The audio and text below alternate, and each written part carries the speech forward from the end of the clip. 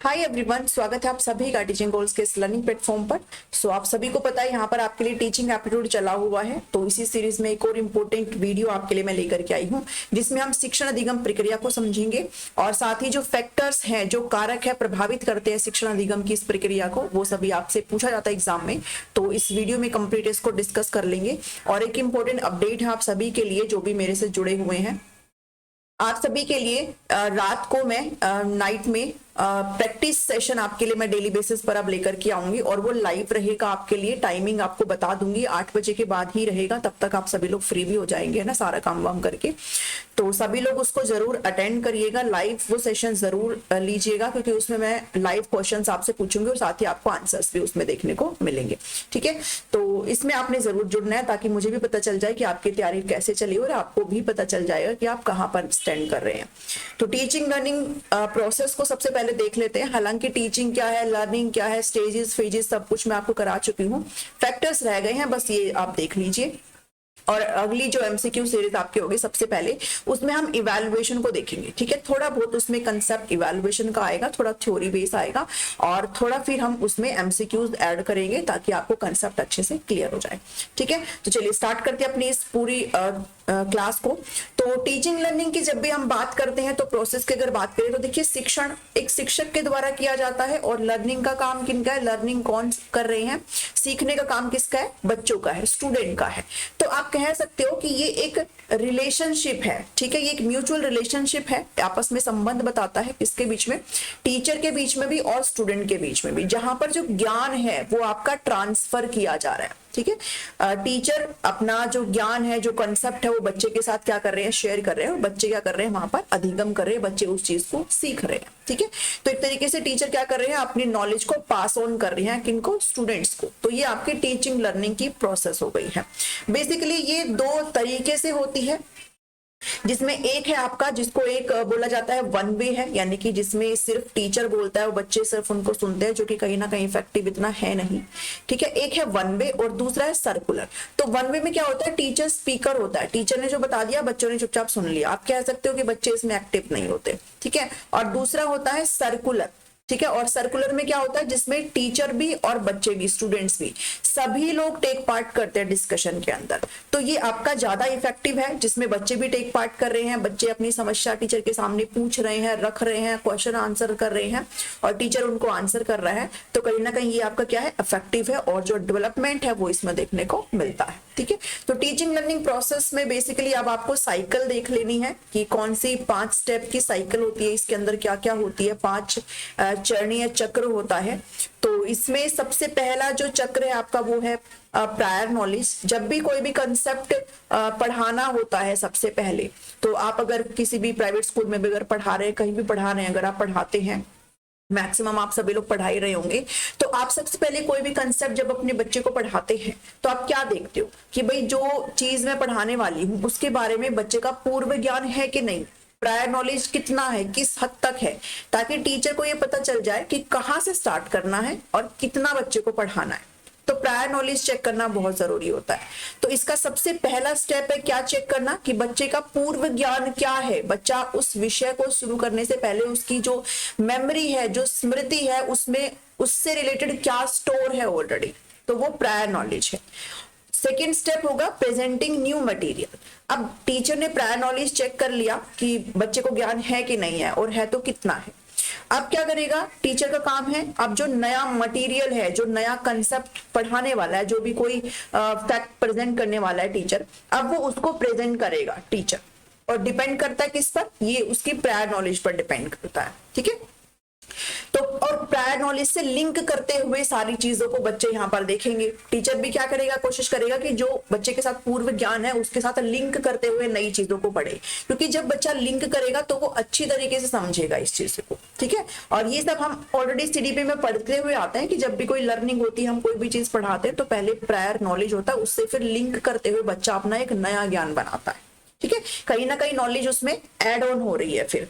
ठीक है, तो प्रेजेंटिंग न्यू नॉलेज हो गया। फिर आती है चैलेंज।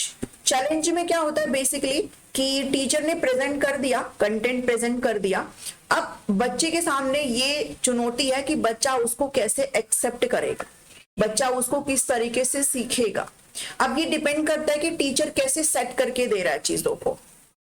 ये क्या है, कुछ ऐसे वेज होते हैं जो सेट योर स्टूडेंट्स टास्क, जो टास्क आपने बच्चे के सामने रखे हैं उनको एक टीचर किस तरीके से सेट करके देगा ताकि बच्चे उसको लिंक करते हुए अच्छे से समझ ले।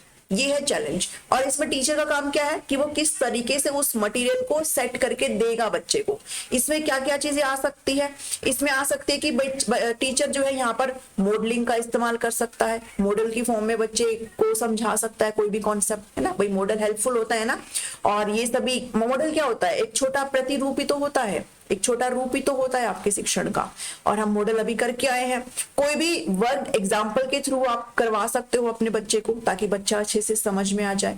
तो यहाँ पर क्या है कि टीचर किस तरीके से उस कंटेंट को प्रेजेंट कर रहा है, ठीक है, ये है वो चीज यहाँ पर। तो आप किसी भी ग्राफिक के थ्रू बता सकते हो भाई, आप एड्स का इस्तेमाल कर सकते हो यहाँ पर, टीचिंग एड्स जो है उनका आप इस्तेमाल कर सकते हो, ऑडियो एड्स, विजुअल एड्स, कोई भी एड्स का आप इस्तेमाल कर सकते हो, ठीक है। कोई भी नॉन लिंग्विस्टिक टास्क का आप इस्तेमाल कर सकते हो, मतलब सिर्फ बोलकर ही नहीं, आप कुछ ऐसे भी उनको दिखा सकते हो जिससे बच्चा अच्छी तरीके से समझ में आ जाए बच्चे को। तो ये क्या है, ये टीचर के द्वारा सेट किया गया टास्क है जो बच्चे के सामने प्रेजेंट किया जाएगा जिससे बच्चा अच्छे से पढ़ेगा। अब इसमें नॉलेज बच्चे की और एनहांस हो सकती है अगर वो ग्रुप्स में पढ़े तो, ठीक है भाई। ग्रुप में जब बच्चा पढ़ेगा तो ग्रुप में बहुत सारे बच्चे होते हैं, हर बच्चे का दिमाग अलग अलग तरीके से चलता है, हर बच्चे का जो कंसेप्ट बनाने का तरीका वो अलग होगा, हर बच्चा नया नया नॉलेज दे सकता है, आपस में एक दूसरे के साथ उस ज्ञान को बांट सकते हैं, कोऑपरेटिव तरीके से पढ़ सकते हैं, कोलैबोरेटिव तरीके से यहाँ पर पढ़ सकते हैं। तो इससे बच्चे की जो थिंकिंग है वो भी उभर के आती है, ठीक है। तो ऐसे टीचर यहाँ पर वर्क में जो ग्रुप्स में है बच्चे को डिवाइड कर सकते हैं। तो ये क्या है, ये थर्ड वो जो आपका स्टेप है वो क्या बताता है कि कैसे सेट करके हम बच्चे को देंगे, ठीक है। अब आपने सारी चीजें कर दी, फीडबैक बहुत जरूरी है भाई, फीडबैक किसी भी चीज का बहुत जरूरी है, ठीक है। जैसे आप मुझे फीडबैक दे सकते हो कि भाई मैंने आपके सामने जो कंटेंट ये प्रेजेंट किया है, जो मैं आपके सामने बता रही हूँ, दिखा रही हूँ, जो भी समझा रही हूँ, वो आपको समझ में आया कि नहीं आया है। तो फीडबैक दोनों तरीके के से हो सकता है। लाइक फीडबैक जो है वो बच्चों के लिए भी बहुत जरूरी होता है जो कि टीचर प्रोवाइड करेगा उनके काम को देखते हुए, और टीचर को भी फीडबैक मिलता है कि जब वो अपने बच्चों को देखता है कि वो सही कर रहे हैं, नहीं कर रहे हैं, किस तरीके से कर रहे हैं, तो टीचर को भी फीडबैक मिलता है कि मुझे क्या मॉडिफिकेशन करने की जरूरत है, ठीक है। तो फीडबैक बहुत जरूरी होता है किसी भी चीज में, और टीचिंग लर्निंग की बात हो तो इसमें तो मस्ट होता है। फिर फिफ्थ स्टेप आ जाता है रिपीटिशन का। रिपीटिशन मतलब पुनरावृत्ति। अब देखिए कोई भी चीज अगर आपको अपने माइंड में बैठाना है किसी भी चीज को, तो आप क्या करते हो, बार बार उसका रिपीटिशन करते हो। तो टीचिंग लर्निंग प्रोसेस में भी अगर बच्चे को आपने कंसेप्ट को बढ़िया तरीके से लॉन्ग टर्म के लिए अगर आपको उनके दिमाग में बैठाना है, तो क्या है कि आप उसको सेवरल टाइम रिपीटेड करेंगे, ठीक है।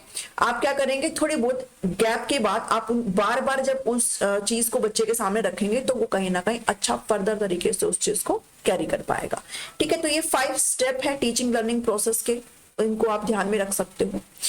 अब कुछ फैक्टर्स को देखेंगे कि बेसिकली यही है आपके इस वीडियो का मकसद, कि ऐसे कौन कौन से कारक हैं जो इसको प्रभावित करते हैं। तो ये कारक 4 टाइप से मैंने यहाँ पर डिवाइड कर रखे हैं। एक फैक्टर हो गया आपका स्टूडेंट से रिलेटेड, ठीक है, यानी कि विद्यार्थी से संबंधित कारक जो कहीं ना कहीं बाधित करते हैं आपके शिक्षण अधिगम को। टीचर से संबंधित कारक, जो शिक्षक से संबंधित कारक है वो कैसे बाधित कर सकते हैं शिक्षण अधिगम की प्रक्रिया को। सब्जेक्ट मैटर किस ढंग से हमें प्रस्तुत करना चाहिए ताकि बच्चे अच्छे से पढ़ पाएं, ये भी अफेक्ट कर सकता है। साथ ही एनवायरनमेंट बहुत जरूरी होता है, जिस वातावरण में बच्चा पढ़ रहा है, जो एनवायरनमेंट उसको दिया जा रहा है, फिजिकल हो, सोशल हो, कैसा भी एनवायरनमेंट, ठीक है। तो ये कैसे बाधित करता है शिक्षण अधिगम की प्रक्रिया को। ये चारों जो फैक्टर्स हैं जो कि रिलेट करते हैं डिफरेंट, ये आपको देख लेना है, समझ लेना है, क्वेश्चन आपसे पूछे जाते हैं। पहला बढ़ते हैं फैक्टर्स रिलेटेड टू स्टूडेंट, जिसमें आपके हम कौन कौन से देखेंगे, कुछ 7 कारक यहाँ पर देखेंगे, जिसमें एक है फिजिकल हेल्थ। बच्चे की बात हो रही है यहाँ पर, ठीक है, सारी चीजें स्टूडेंट की बात हो रही है। फिजिकल हेल्थ किसकी, बच्चे की। मेंटल हेल्थ किसकी, बच्चे की। डिजायर टू लर्न, सीखने की इच्छा। बेसिक एबिलिटी बच्चे की। इंटेलिजेंस लेवल उसका, इंटरेस्ट और लेवल ऑफ मोटिवेशन। तो एक एक करके अच्छे से डिस्कस करेंगे इस चीज को ताकि आपको समझ में आ जाए। तो सबसे पहले फिजिकल हेल्थ देखते हैं। फिजिकल हेल्थ की बात करी गई है, सॉरी शारीरिक स्वास्थ्य, देखिए अगर आप कोई भी चीज लर्न करना चाहते हैं तो उसमें अगर आप फिजिकली अच्छे से हेल्दी हैं, आपको कोई समस्या नहीं है किसी भी प्रकार की, तो आप फोकस अच्छे से कर सकते हो, है ना, कोई भी चीज हो। तो अगर मैं अपने ऊपर ही लूं, मैं अगर कोई चीज पढ़ रही हूँ, अगर मैं फिजिकली पूरी तरीके से अगर सही हूं, पर ऐसा नहीं है कि जो फिजिकली सही नहीं है, जो फिजिकली आप कह सकते हो कि डिसेबल्ड है, कि वो पढ़ नहीं सकते, पढ़ सकते हैं, वो भी सारी चीजें कर सकते हैं। बट कहीं ना कहीं बच्चा अगर फिजिकली हेल्दी होगा, उसको कोई रोग ना हो, कोई बीमारी ना हो, कुछ भी ना हो, वो बिल्कुल सही है, तो वो एक कंसंट्रेशन बढ़िया बना सकता है और उसकी पढ़ाई जो वो बाधित नहीं होगी।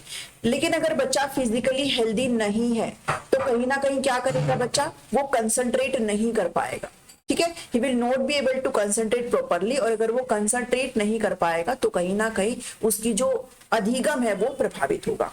तो फिजिकल हेल्थ बहुत जरूरी हो जाती है बच्चे की। फिजिकल हेल्थ जैसे इंपॉर्टेंट है, ऐसे ही बच्चे का मेंटल हेल्थ भी बहुत जरूरी है, दोनों ही एस्पेक्ट इंपॉर्टेंट होते हैं। मानसिक रूप से भी बच्चे का को स्वस्थ होना काफी जरूरी है। मेंटली अगर हेल्दी रहेगा तो वो अच्छे से चीजों को सीख सकता है, नहीं रहेगा फिर उसको सीखने में समस्या होगी, ठीक है। थर्ड है, आप इनको पढ़ लीजिएगा, बाकी जो मैं बोल रही हूँ वही यहाँ पर लिखा गया है, तो एक एक लाइन पढ़ने से अच्छा है मैं आपको ये समझा दूं। विलिंगनेस टू लर्न, सीखने की इच्छा, डिजायर आप कह सकते हो, ठीक है। अगर बच्चा इच्छुक नहीं है किसी भी चीज को करने में, तो आप कितना मर्जी उसके सामने आप बोल लो, उसको समझा लो, वो नहीं करेगा। जैसे मान लो, लेट्स से एग्जांपल लेती हूँ, आपको मैं यहाँ पर इतना पूरा 1-1.5 दिन लगा करके PDF बना करके लाती हूँ, कंटेंट वगैरह सब ढूंढ के लाती हूँ, और आपको मैक्सिमम 20-30 मिनट की क्लास में आपको देती हूँ जिसमें आप ये चीजें अच्छे से कर सकते हो। आप ये वही तो करेंगे जिनकी इच्छा होगी जिनको सॉरी जिनको अपना एग्जाम निकालना है वही तो करेंगे ये चीजें। लेकिन जिनको एग्जाम नहीं निकालना है, बहुत सारे कैंडिडेट ऐसे होंगे जिन्होंने फॉर्म भर दिया, वो पढ़ाई नहीं कर रहे होंगे, तो जिनको नहीं निकालना है एग्जाम, अब वो भी देख लेंगे इस वीडियो को एक बारी, लेकिन जिनको नहीं पढ़ना है वो नहीं पढ़ेंगे, ठीक है। तो विलिंगनेस बहुत जरूरी है, इच्छा बहुत जरूरी है, किसी भी चीज को करने की इच्छा हो तो कोई भी, अगर आपके पास सोर्सेज की कमी है ना, तो भी आप कोई ना कोई ऐसा अल्टरनेटिव तरीका ढूंढ ही लेंगे पढ़ाई का, किसी ना किसी तरीके से आप ढूंढ ही लेंगे और आप उस एग्जाम को क्लियर भी कर लोगे। तो विलिंगनेस टू लर्न बहुत जरूरी है, डिजायर होना बहुत जरूरी है बच्चे में, ठीक है। बिल्कुल डाई हार्ड ऐसे हो जाना चाहिए कि बिल्कुल करना ही करना है, ये नहीं तो मतलब कुछ भी नहीं, ऐसा चीज होनी चाहिए, तभी आप जिंदगी में जो है आगे बढ़ते हो। तो उसके बाद आती है फोर्थ फैक्टर्स है बेसिक एबिलिटी स्टूडेंट का। बेसिक एबिलिटी मतलब आप कह सकते हो कि कुछ, हर बच्चा इंडिविजुअल डिफरेंस रखता है, हर बच्चे की कोई ना कोई ताकत होती है, कोई ना कोई कैपेसिटी होती है, एबिलिटी होती है, हर बच्चे की होती है वो, ठीक है, किसी की कम होती है, किसी की ज्यादा होती है। तो ये भी बहुत अफेक्ट करती है लर्निंग में, अधिगम में। कुछ ना कुछ इनहेरेंट स्ट्रेंथ ऐसी होती है बच्चे की, कुछ ना कुछ ऐसी चीजें होती हैं जो उसको आगे बढ़ाने में हेल्पफुल करती है। तो ये उसी चीज की बात कर रहे हैं कि जो बेसिक एबिलिटी होती है वो बच्चे को क्विकली मास्टर करने में हेल्प करती है, ठीक है, और जिसमें ये कम होता है कहीं ना कहीं वो बाधित होती है चीजें उनकी, ठीक है। तो बेसिक एबिलिटी आपकी ये हो जाती है। नेक्स्ट है इंटेलिजेंस लेवल। अब बहुत सारे बच्चे, भाई सबका IQ सेम नहीं होता ना, कोई किसी का नॉर्मल होता है, कोई बच्चा इंटेलिजेंट मतलब गिफ्टेड होता है, कोई बच्चा बहुत सुपीरियर होता है, 140+ IQ का बच्चा होता है जिसको समझाने से पहले ही बच्चा सब समझ लेता है। कोई बच्चा मेंटल रिटार्डेशन की स्टेज में भी होता है, मानसिक मंदता की अवस्था में भी होता है। तो हर बच्चे का इंटेलिजेंट लेवल अलग अलग होता है।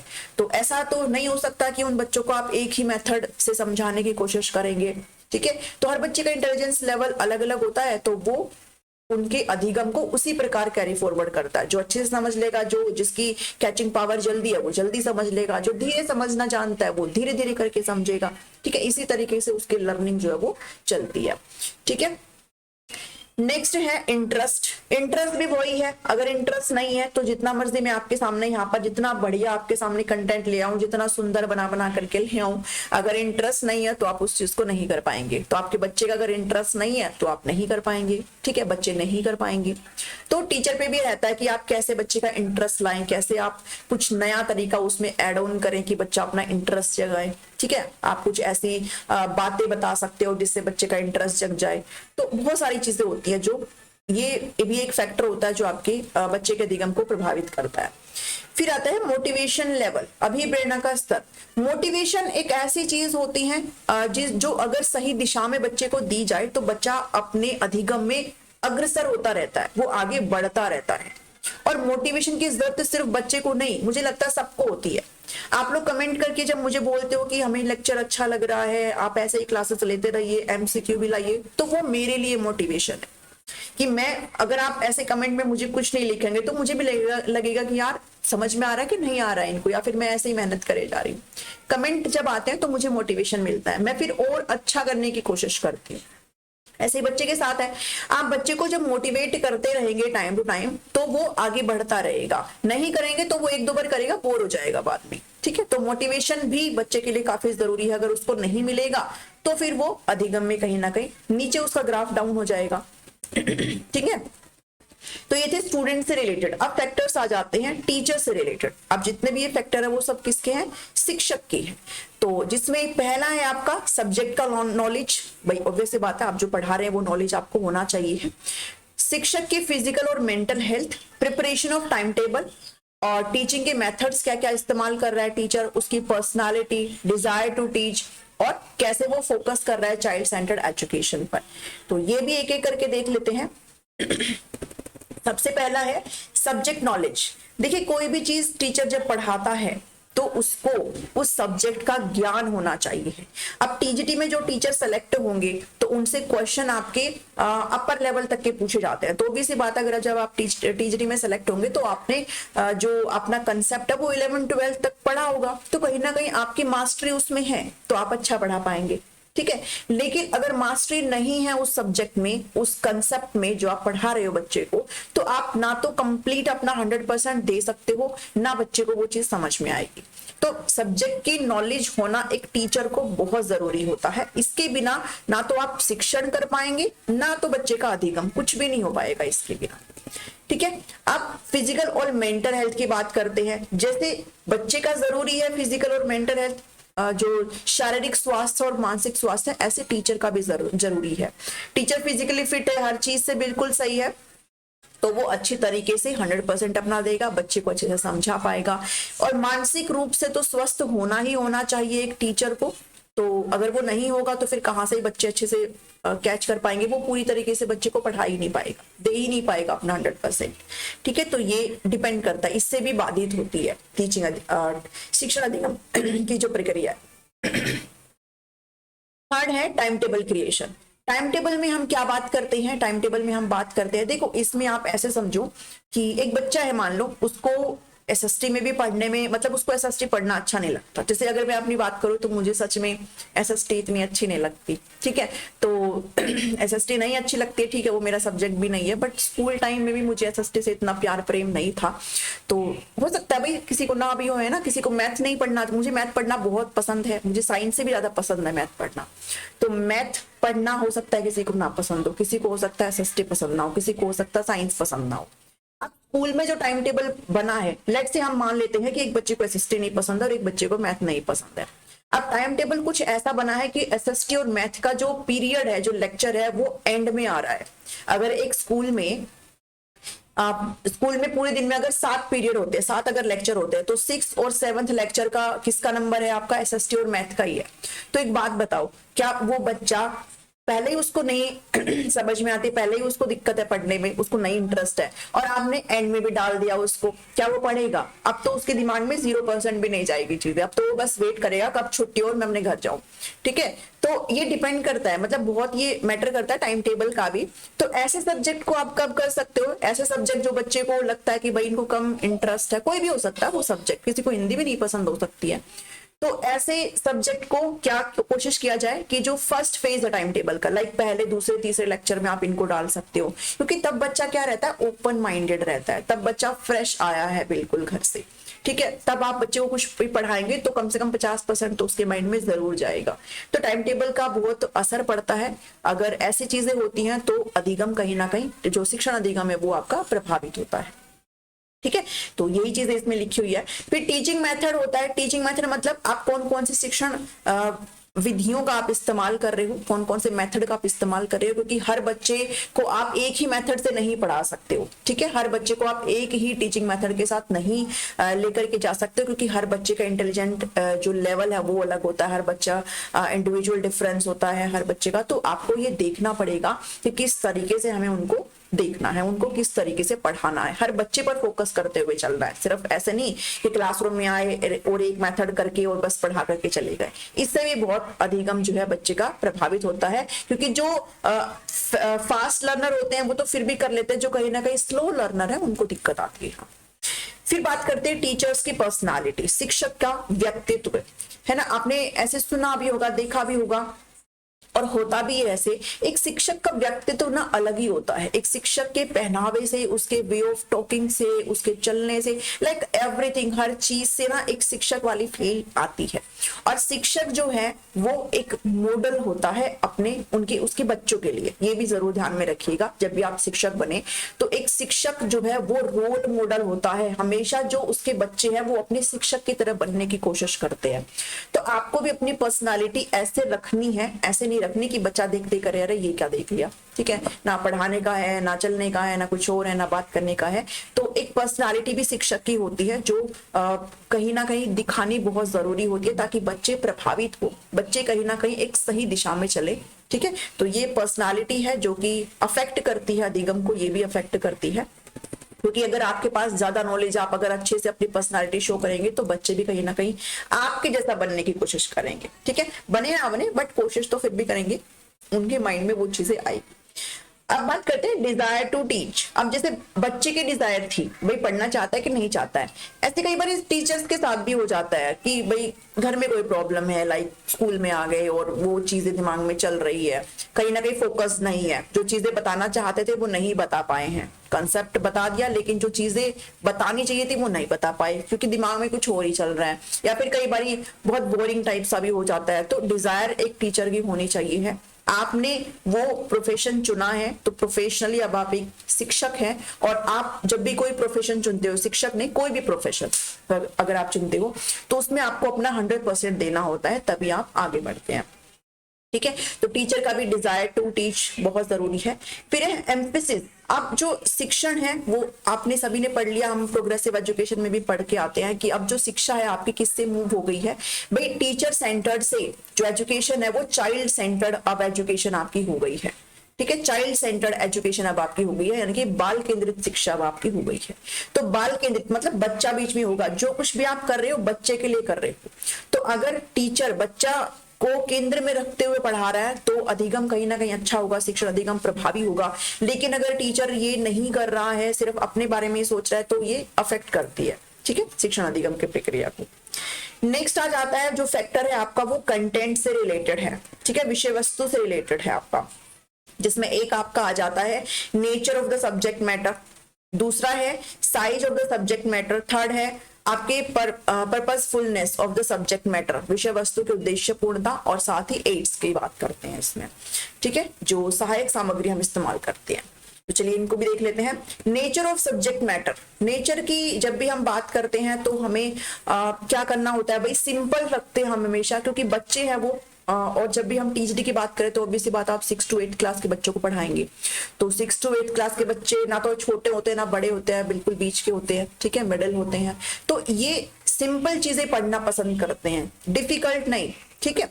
एक मान लो 6ठी क्लास का बच्चा है और 6th क्लास के बच्चे को, जहां पर आप मान लो साइंस के कोई क्वेश्चन आंसर्स लिखा रहे हो या फिर एसएसटी का कुछ भी करा रहे हो, जहां पर 2 लाइनों में एक क्वेश्चन का आंसर हो सकता था, जहां पर सिर्फ 2 लाइनों में हो सकता था, वहीं आपने उसको पूरा आधे पेज का एक पैराग्राफ बना दिया है।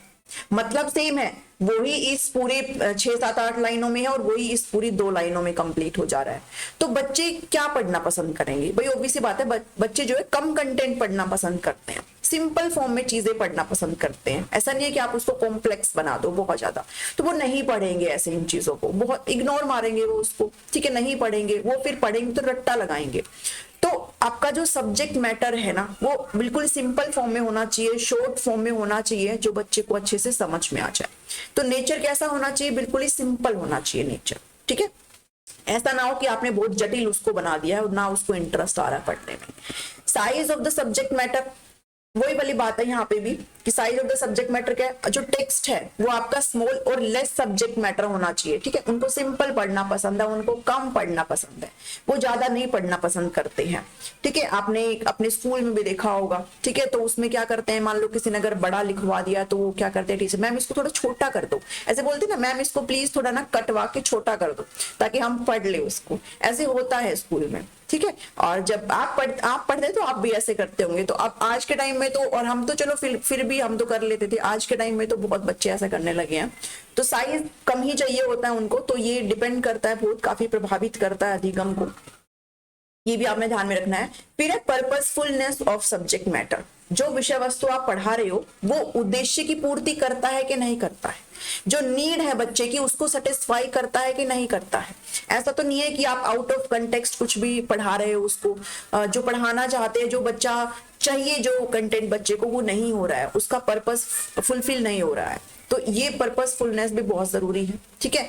फिर ऑडियो विजुअल एड्स की जरूरत यहाँ पर बच्चे को पड़ती है। कोई भी चीज अगर आप पढ़ा रहे हो और साथ में अगर कोई एज ए मॉडल आप क्लासरूम में ले आते हो, या फिर जैसे अगर अर्थक्वेक का कंसेप्ट बच्चे को पढ़ाना है तो आप इसका एक छोटा सा मॉडल फॉर्म में या फिर उसको आप 3D फॉर्म में, ऐसे 3D फॉर्म में बच्चे को आप दिखा सकते हो, जिसमें आप प्लेट्स के बारे में बता सकते हो, बच्चे को भी ऐसे मूवमेंट होती है, अर्थक्वेक आता है तो जब आप 3D फॉर्म में बच्चे को दिखाते हो, सारी प्लेट्स उसमें दिखती रहती है, प्रोजेक्टर में दिखाओ, कैसे भी दिखाओ, ठीक है।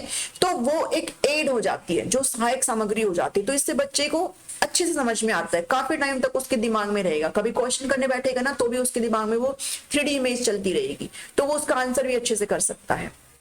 तो ऑडियो विजुअल एड काफी जरूरी होती है, अगर इनकी कमी है तो बच्चे के जो अधिगम की प्रक्रिया है वो कहीं ना कहीं स्लो हो सकती है। तो आप इस्तेमाल कर सकते हो, जरूरत पड़े तो इस्तेमाल जरूर हो जाना चाहिए। फिर है एनवायरमेंटल फैक्टर। एनवायरमेंटल फैक्टर्स कौन कौन से है भाई, स्कूल का कंडीशन, क्लासरूम का एनवायरनमेंट कैसा है, फैमिली का एनवायरनमेंट कैसा है, फिजिकल एनवायरनमेंट कैसा है, सोशल एनवायरनमेंट कैसा है, ये सभी अफेक्ट करती है। शिक्षण अधिगम की प्रक्रिया इनसे बाधित होती है। कैसे होती है, तो स्कूल की कंडीशन की अगर बात करें, विद्यालय की स्थिति, मान लो कोई स्कूल एक ऐसी जगह पर स्थित है, कहीं ऐसे प्लेस पर है जहां पर काफी सारी नॉइज होती है, कोई फैक्ट्री है, या फिर मान लो कोई स्कूल किसी रेलवे प्लेटफॉर्म के पास है। अब भी ट्रेनें तो आएंगी, और ट्रेनें ऐसी भी नहीं है कि दिन में 1-2 ट्रेनें आती है, काफी सारी ट्रेनें आती है और बहुत स्पीडली चलती है ट्रेनें, ठीक है। लोकल ट्रेनें नहीं, लेकिन जो दूसरी ट्रेनें होती है वो काफी फास्ट चलती है, तो उनका जो आवाज है वो काफी दूर तक जाता है। तो अगर ट्रेनों के आसपास कहीं स्कूल है तो बाधित होता है, इससे कंसंट्रेशन बिगड़ता है, डिस्टरबेंस बहुत होती है पढ़ने पढ़ाने में, कोई कंसेप्ट अगर बहुत ही डीप वाला चल रहा है तो उसमें दिक्कत आती है। तो स्कूल की सिचुएशन है, इस पे भी ये भी फर्क पड़ता है कि स्कूल कहाँ पर स्थित है, काफी नॉइज तो नहीं है, इससे भी आपके जो शिक्षण अधिगम है वो प्रभावित होता है। फिर बात आती है क्लासरूम एनवायरनमेंट की। क्लासरूम एनवायरनमेंट मतलब आपने देखा होगा काफी जगहों पर, काफी स्कूल में ऐसा होता है कि जहां पर या तो यही कहेंगे बस पढ़ाई पढ़ाई पढ़ाई पढ़ाई, बाकी कुछ नहीं, या फिर कहीं पर पढ़ाई को कम तवज्जो देते हैं और अदर जो एक्स्ट्रा एक्टिविटीज है उनको ज्यादा तवज्जो देते हैं। तो दोनों ही चीजें ठीक नहीं है। स्कूल के अंदर पढ़ाई भी होनी चाहिए, एक्स्ट्रा करिकुलर एक्टिविटीज भी होनी चाहिए, गेम वगैरह भी होना चाहिए, म्यूजिक भी होना चाहिए, प्लेग्राउंड, हर चीज होनी चाहिए, ठीक है। तो स्कूल के अंदर कैसा एनवायरनमेंट है, क्लासरूम के अंदर कैसा एनवायरनमेंट है, ये भी काफी मैटर करता है यहाँ पर शिक्षण अधिगम को, ये भी प्रभावित करता है अगर वो सही नहीं है तो। फिर बात करते हैं फैमिली के एनवायरनमेंट की। बहुत जरूरी फैक्टर है ये फैमिली का एनवायरनमेंट। बच्चा किस परिवार में रह रहा है, किस फैमिली में बढ़ रहा है, पल रहा है, काफी मैटर करता है ये। कि मान लो कोई बच्चा है जो काफी अच्छा है, पढ़ने में बहुत बढ़िया पढ़ता है, लेकिन फैमिली में वही दिन प्रतिदिन वो क्लेश चलता रहता है, लड़ाइयां झगड़े चलते रहते हैं, तो वो कहाँ से पढ़ेगा। तो फैमिली में, किस फैमिली में बच्चा पढ़ रहा है, काफी ये मैटर करता है, ठीक है। अगर गुड कंडीशन में फैमिली नहीं है तो जो बच्चे की लर्निंग है वो बाधित होती है। अगर अच्छी फैमिली में बच्चा पल रहा है तो कहीं ना कहीं उसको अच्छे रिसोर्सेज अवेलेबल होते हैं, वो बढ़िया तरीके से पढ़ पाता है, ठीक है। तो बाकी देखो बहुत ही रेयर चीजें भी निकल के आती है भाई, जिनका फैमिली बैकग्राउंड अच्छा ना हो वो भी बढ़िया टॉप करते हैं, ठीक है। तो ये हम जनरल चीजें यहाँ पर पढ़ रहे हैं।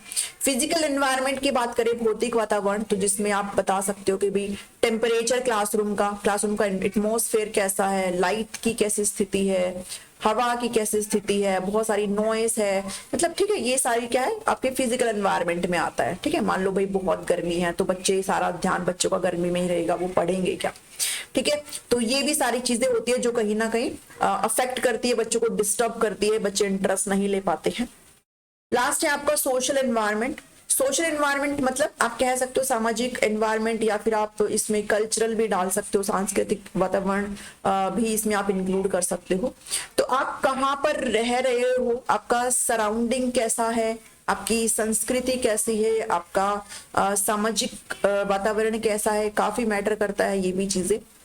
मान लो एक बच्चा बहुत पढ़ने वाला है और उसके सराउंडिंग में काफी ऐसी चीजें होती है, बहुत सारी different different kind of activities होती रहती है, तो इससे बहुत अफेक्ट करता है बच्चे को। ठीक है, जैसे अगर आज के टाइम में बताऊं तो सोशल मीडिया से बच्चे काफी सारे अफेक्ट हो रहे हैं। ठीक है, आपने अगर देखे होंगे तो बहुत सारी चीजें आपकी आज के टाइम पे सोशल मीडिया पे चल रही है, जिसमें पढ़ाई में अब कम इंटरेस्ट बच्चे यहाँ पर ले रहे हैं। क्या आपने देखा होगा, छोटे छोटे बच्चे ही फोन हाथों में पकड़ के रीलें बना रहे हैं, कुछ भी कर रहे हैं।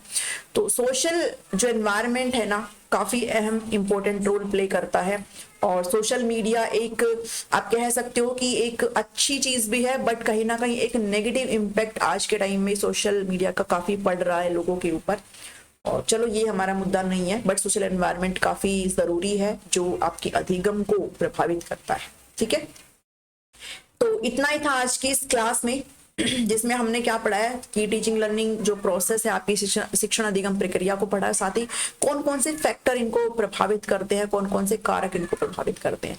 अब कल से जो है आपके एमसीक्यू सीरीज में स्टार्ट करूंगी नाइट के अंदर, और टाइम प्रोबेबली शायद 8:30 या 9 बजे का हम रखेंगे, 8:30 to 9 PM रखेंगे। पहले ही मैं स्केड्यूल कर दूंगी और आपके साथ शेयर कर दूंगी, तो यूट्यूब पे आप सब्सक्राइब कर लीजिएगा नहीं किया है तो, और टेलीग्राम पर भी जुड़ जाइए, वहां पर भी मैं आपको पीडीएफ वगैरह डालती रहती हूँ।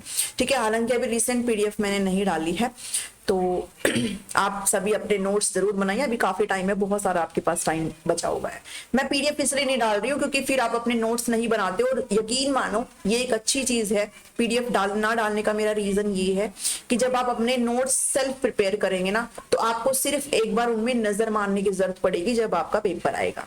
और अगर पीडीएफ लोगे तो फिर उस पीडीएफ को रख के बैठ जाओगे, ना तो उसको पढ़ोगे ना उसको आप रिवाइज करोगे। तो नोट सेल्फ जरूर बनाइए अपने। ठीक है, तो कल मिलते हैं आपसे, फिर एमसीक्यू सीरीज में डायरेक्ट स्टार्ट करेंगे। बाकी आपका टीचिंग एप्टीट्यूड आपका ऑलमोस्ट कंप्लीट हो चुका है, ऑलमोस्ट क्या सारा ही कंप्लीट हो गया है। इवैल्यूएशन का एक टॉपिक रहता है जो मैं एमसीक्यूज के थ्रू आपका कवर कर दूंगी। ठीक है, पसंद आई तो जरूर लाइक शेयर सब्सक्राइब कर दीजिए, बनता ही है। अगर पसंद आता है तो मिलती हूँ नेक्स्ट वीडियो में। Thank you, thanks for watching me.